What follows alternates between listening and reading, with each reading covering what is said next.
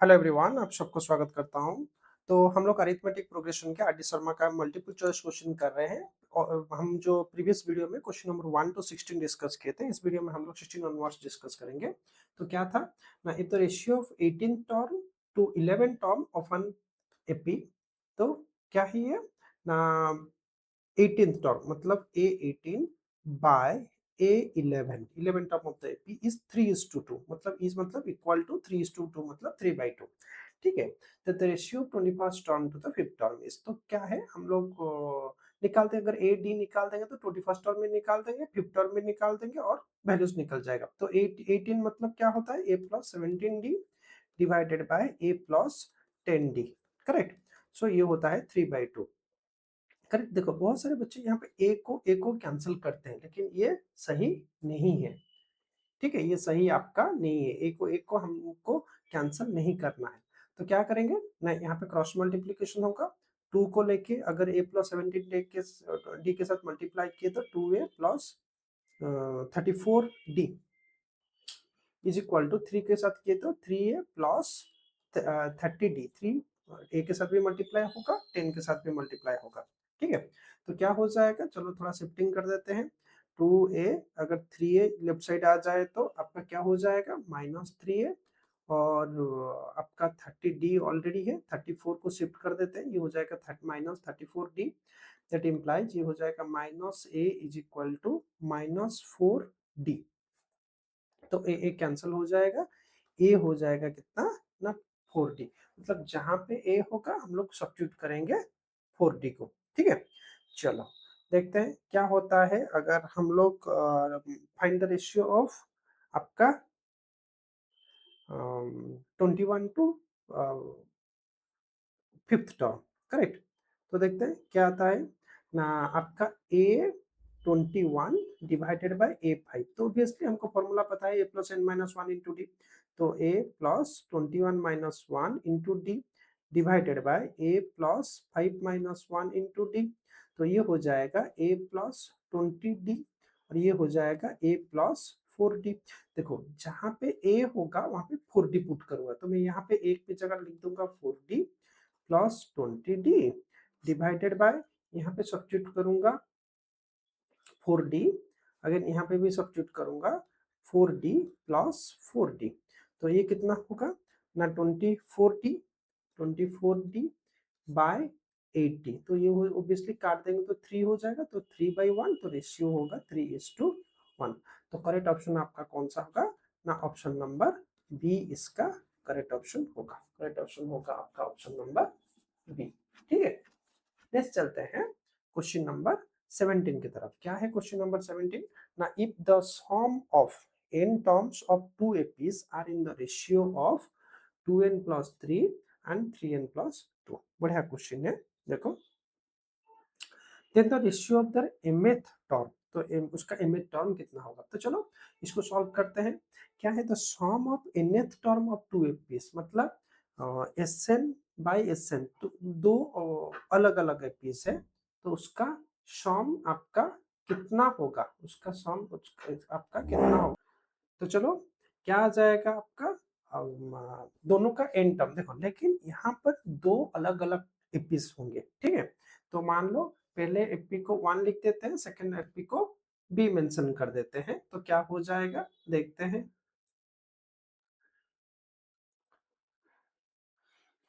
ठीक है। चलो, the sum of n terms of two APs, मतलब दो अलग अलग एपीज है। ठीक है। तो कर देते हैं एन टर्म्स, लेकिन एन बराबर दोनों का एन बराबर, तो n/2 whole into 2a। Suppose first AP को 1 लिखूंगा और सेकंड एपी को 2 नंबर दूंगा।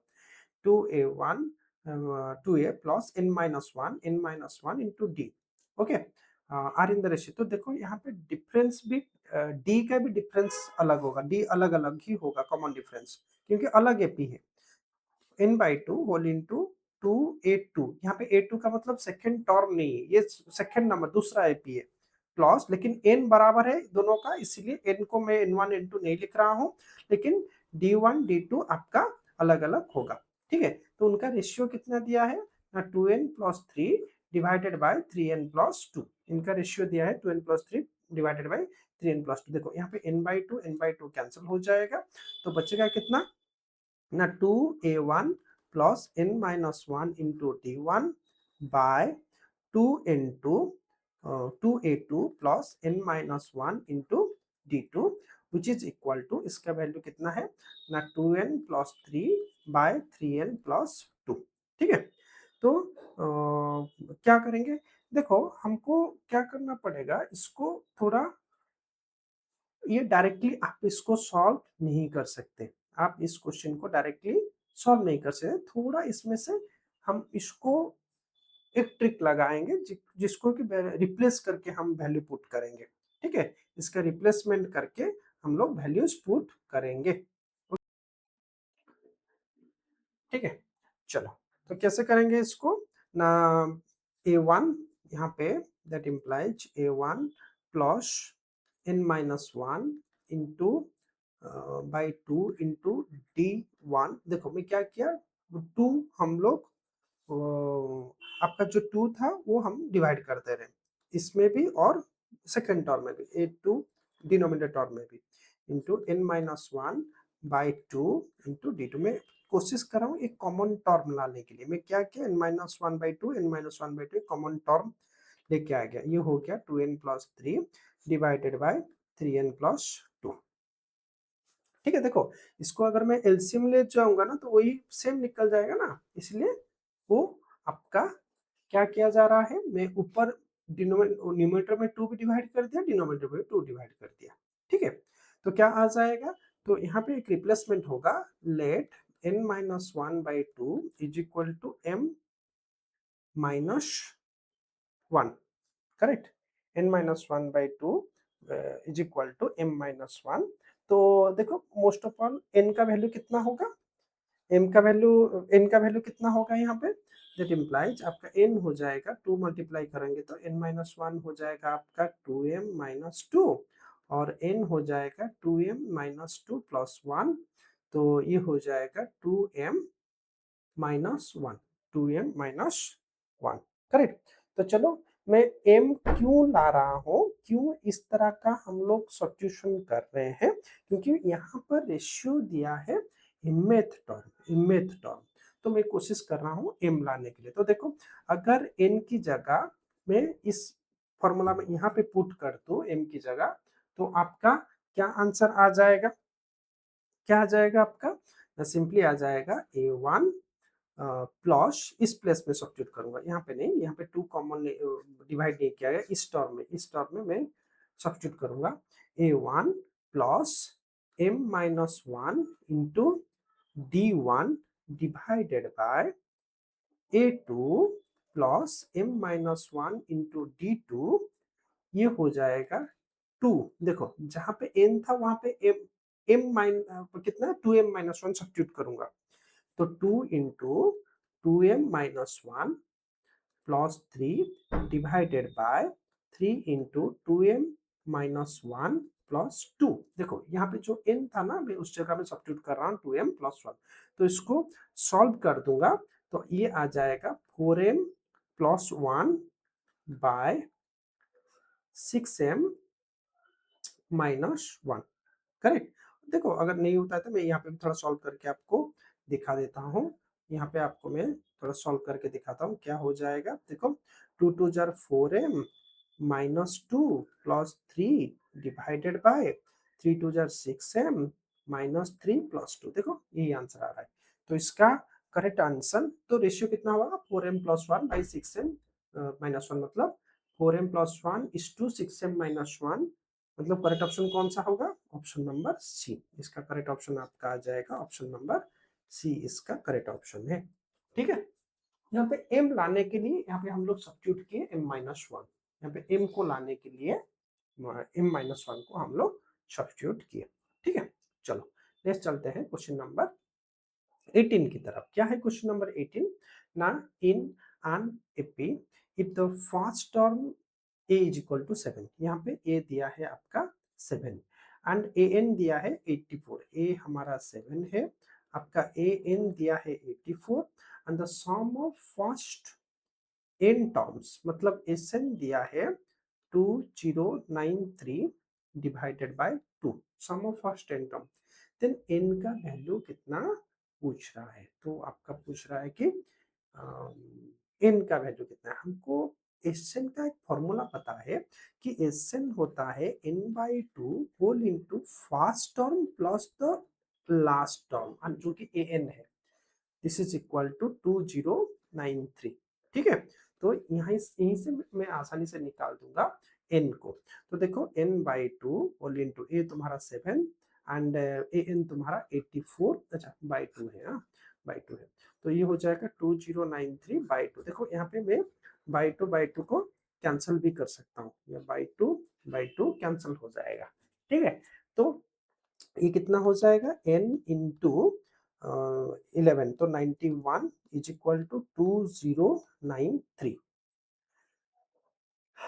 ठीक है, दैट इम्प्लाइज n कितना हो जाएगा, n हो जाएगा 2093 डिवाइडेड बाय 91। 91 होगा तो किससे होता है, 3 ही आता है, 3 1 जा 3। चलो ऑप्शन सी, तो इसको काटेंगे तो ये आप आ जाएगा 23।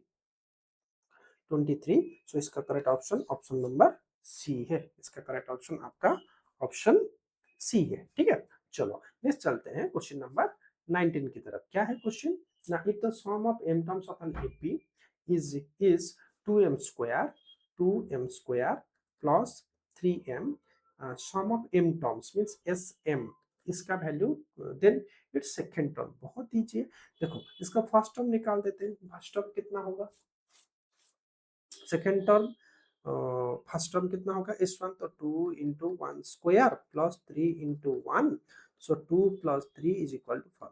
तो first term sum of first term मतलब एक ही टर्म, मतलब यही आपका a1 है।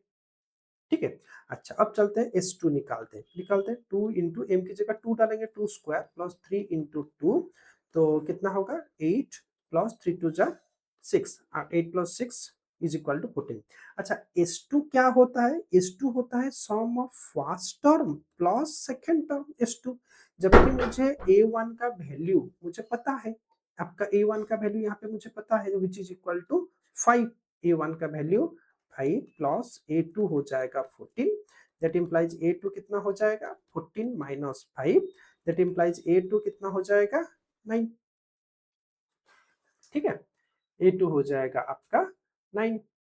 रेडी, तो 9 मतलब करेक्ट ऑप्शन कौन सा होगा, ऑप्शन नंबर बी इसका करेक्ट ऑप्शन होगा। ऑप्शन नंबर बी इसका करेक्ट ऑप्शन होगा। ओके, चलो चलते हैं क्वेश्चन नंबर 20 की तरफ। क्या है, the 11th and 13th term of an AP are 39 and 45 respectively, what is the common difference of the AP। अच्छा 11th term आपका 11 टर्म 39 मतलब a11 आपका 39। a11 का फॉर्मूला क्या आ जाएगा, a प्लस n माइनस 1 मतलब 10 मतलब 11 माइनस 1, 11 माइनस 1 इंटू डी आपका हो जाएगा 39। तो a प्लस 10d हो जाएगा 39। मेक इट इक्वेशन 1, इसको इक्वेशन 1 करके रखो। अब 13 टर्म कितना है ना 45, तो a13 आपका 45 है। a13 मतलब कितना होगा, a plus 13 minus 1 into d हो जाएगा 45, तो a प्लस 12d हो जाएगा कितना ना 45। a प्लस 12d आपका कितना आ जाएगा 45 आ जाएगा।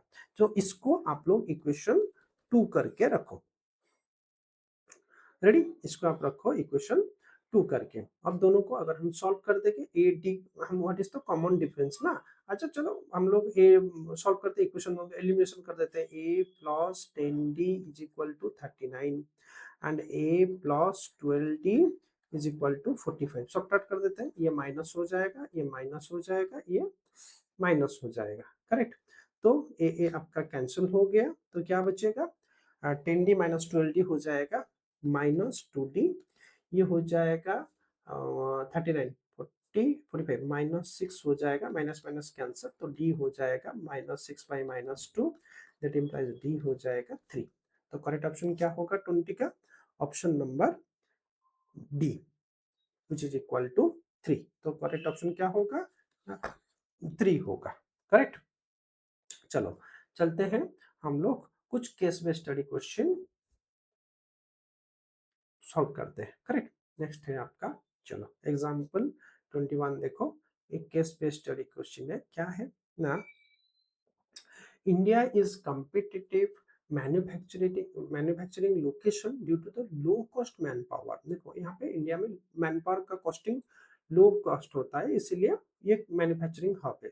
And strong technical and engineering capabilities, इतना ही नहीं, आपका यहाँ पर टेक्निकल और इंजीनियरिंग बहुत एडवांस होते हैं, contributing to the higher quality production runs. दोनों बेनिफिट है कंपनी को, एक तो लेबर चिप मिल रहे हैं एंड जो माइंड है, जो इंजीनियर से बहुत कैपेबल है। The production of TV set is factory increasing uniformly eight a fixed number every. तो इसकी वजह से क्या होगा, एक टीवी सेट फैक्ट्री। देखो केस स्टडी में हम लोग बच्चे क्या करते हैं, जनरली आप लोग पैराग्राफ देख के डर जाते हैं, बिल्कुल डरना नहीं, बहुत इजी होता है ये सारे क्वेश्चंस, ठीक है। तो एक टीवी प्रोडक्शन कंपनी वाला है, वो अपना प्रोडक्शन चला रहा है, वो एवरी ईयर उसका जो प्रोडक्शन हर साल बढ़ रहा है। It produces 16,000 sets in sixth year में वो 16,000 सेट टीवी बना दिया एंड 22,600 इन नाइन्थ ईयर में 22,600 टीवी बना दिया। Based on this information answer the following. तो हम यहाँ याद रखेंगे, देखो क्वेश्चन पढ़ के ये समझ तो आ रहा है कि एपी का क्वेश्चन है, मतलब A6 यहाँ पर 16,000 है एंड A9 आपका 22,600 है। इतना इंफॉर्मेशन हम लोग एक्सट्रैक्ट कर लेते हैं, ठीक है, इतना इंफॉर्मेशन हम लोग एक्सट्रैक्ट कर लेते हैं, करेक्ट। चलो अब चलते हैं, क्या क्या क्वेश्चन इसके ऊपर बेस्ड है, क्या एक्स्ट्रा क्वेश्चन दिया है, हम लोग पढ़ते हैं। द प्रोडक्शन ऑफ टीबी से ड्यूरिंग द फर्स्ट ईयर। देखो हमने क्या, A6 हमारा कितना था ना, आपका A6 था 16,000, ओके, A6 था आपका 16,000 एंड आपका A9 कितना था, नाइन्थ ईयर में कितना प्रोडक्शन था ना आपका 22,600, ये था आपका 22,600। So we is saying during the first year मतलब A1 हम लोग देखेंगे, A1 में कितना प्रोडक्शन है वो हम देखेंगे, ठीक है।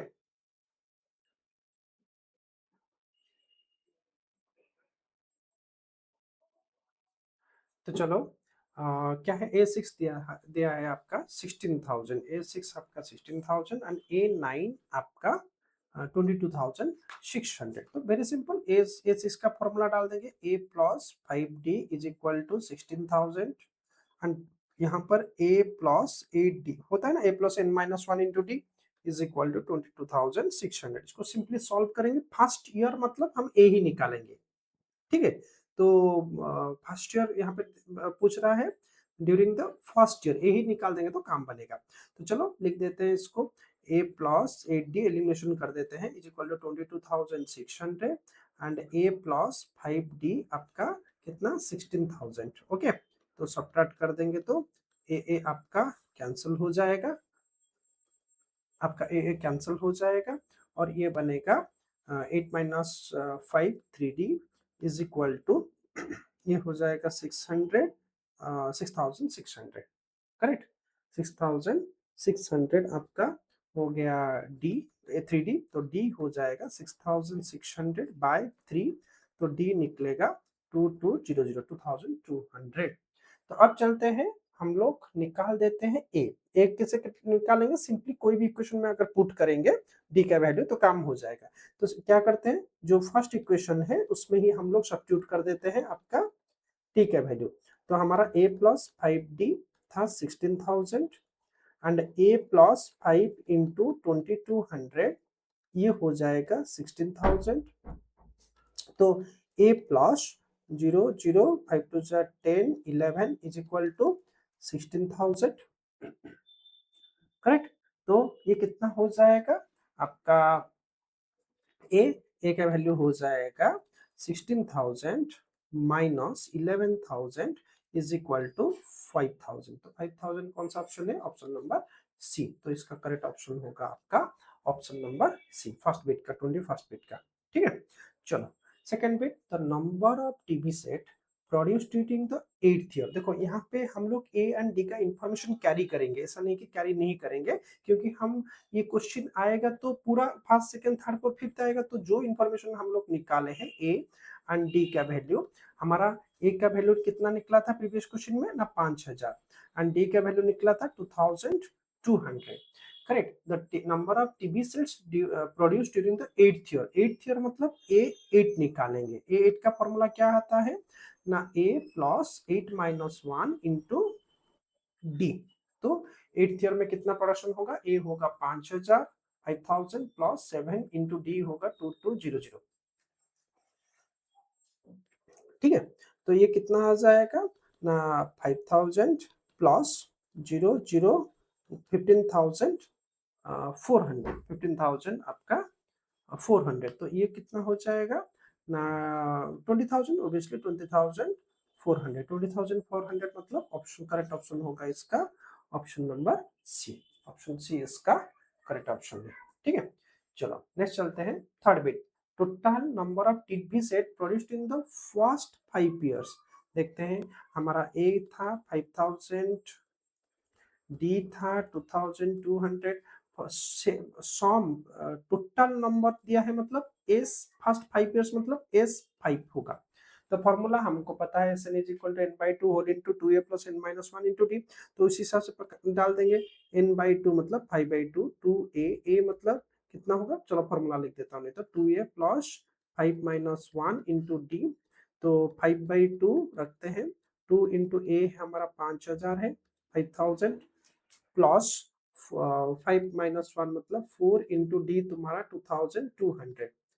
ठीक है, तो ये कितना होगा 5/2 बाय ये हो जाएगा 10,000 प्लस 008 ओके। तो कितना हो जाएगा ना,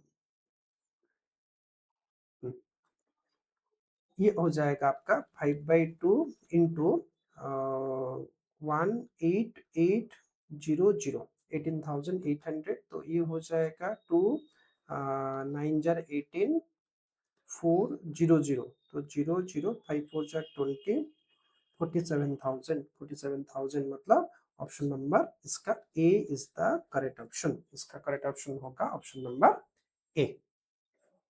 ठीक है, चलो नेक्स्ट चलते हैं फोर्थ बिट। इन देखो कितना इजी है, अगर आप लोग स्टार्टिंग के केस स्टडी नाम सुन के डर जाओगे। पैराग्राफ क्या था, हमको ए एक्सट्रैक्ट करना था आपका, इस क्वेश्चन में हमको A6 एक्सट्रैक्ट करना था, A9 एक्सट्रैक्ट करना था, और तो कुछ भी नहीं था। समझ में आ रहा है ना, तो और कुछ भी नहीं था इसमें, करेक्ट। तो चलो, in which year the production was 29,200। वो पूछ रहे हैं कौन से ईयर में, कौन से साल में जो प्रोडक्शन है 29,200 है। तो मान लो nth ईयर में, so let nth year an is equal to 29,200। nth year में आपका जो प्रोडक्शन है वो 29,000, हमको पता नहीं है कौन सा ईयर, तो लेट an लेते हैं nth ईयर।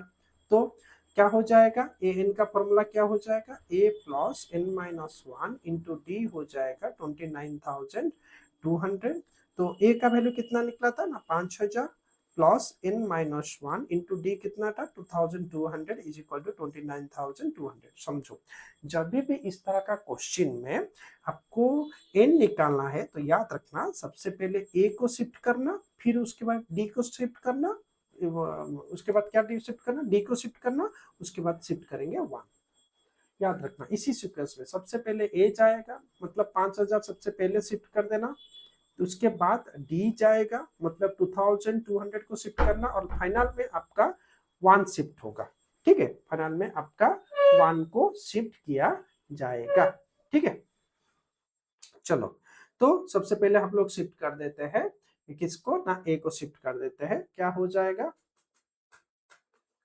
चलो, तो n minus 1 into 2200 is equal to 29,200 minus 5,000। Okay, तो n minus 1 into 2200 is equal to, ये कितना होगा, 0 0 2 माइनस 0 2 9 माइनस 5 4 24,200। तो n माइनस 1 होगा 24,200 बाय 2200। तो ये 0 0 कैंसिल हो जाएगा, ये कितना आ जाएगा 22 1 जा 22 2 1 11। तो n हो जाएगा 11 प्लस 1, तो n इज इक्वल टू 12। तो कौन सा टर्म ना 12 टर्म, मतलब ऑप्शन नंबर बी इसका करेक्ट ऑप्शन होगा। ठीक है, ऑप्शन नंबर बी इसका करेक्ट ऑप्शन होगा। चलो अब चलते हैं क्वेश्चन नंबर 20 के फिफ्थ बिट में। क्या दिया है ना, the difference of the production during the 7th year and 4th year is, what is the difference between. अच्छा, 7th ईयर मतलब A7 माइनस 4th ईयर मतलब A4, इसका आंसर कितना होगा। चलो A7 का वैल्यू पुट करते हैं, मतलब फॉर्मूला लिख देते हैं, A+7-1 × D माइनस A4 में लिखते हैं A+4-1 × D। तो ये हो जाएगा A+60 माइनस ब्रैकेट ओपन करते हैं A-4-1 3D, करेक्ट। तो A कैंसिल हो जाएगा, तो 6D minus 3D which is equal to 3D। 3 into d का वैल्यू 2200, हमारा पिछले क्वेश्चन में 2200 निकला था, तो ये हो जाएगा 6600। 6600 मतलब ऑप्शन नंबर ए इसका करेक्ट ऑप्शन होगा, इसका करेक्ट ऑप्शन होगा ऑप्शन नंबर ए। ठीक है, चलो नेक्स्ट हम लोग चलते हैं क्वेश्चन नंबर 21 तक चलते हैं। ठीक है,